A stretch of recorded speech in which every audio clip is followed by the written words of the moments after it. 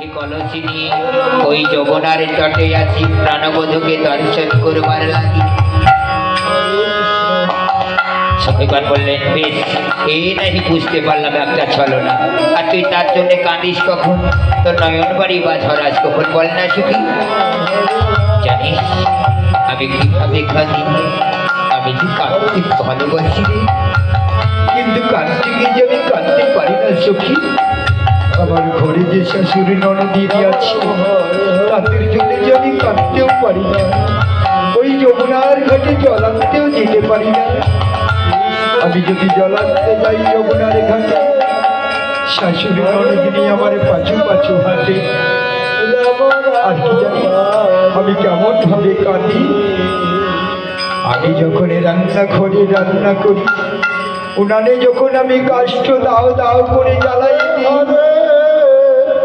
তখনই যদি প্রাণবধূ আমায় ডাকে, তখন আমি কি করি জানিস?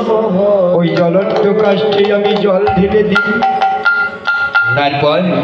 তারপর দাও দাও করে ধোঁয়া হয়, সেই ধোঁয়ার ছলেই আমার নয়নের জল মিশাই দিই।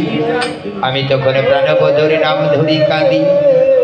সখীগণ বললেন, বেশ, এবার বুঝতে পেরেছি তোর প্রেমের মাধুরী। তুই তো চতুর, তোর মতন চতুর কি হতে পারে বল রায়? এই রায়, শোন শোন, ওই দেখ, যেই দেখ গগনে অধিক বেলা হয়েছে। হাই হাই হাই, আমাদের যে একটা জাতি ব্যবসা আছে, আমরা যে গোয়ালার ছি, আমাদের যে দধি ক্রয় করতে যেতে হবে ওই মথুরার হাটে। গগনে অধিক বেলা হয়েছে, রায় যাবি না?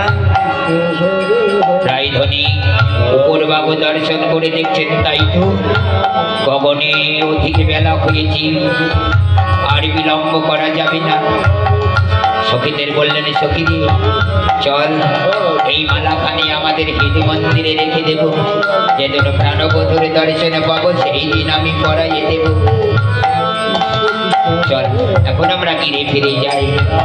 এই বলে সকল সখীগণ মিলে আবার সেই মনের আনন্দে নৃত্য শুরু করলেন। হ্যালো,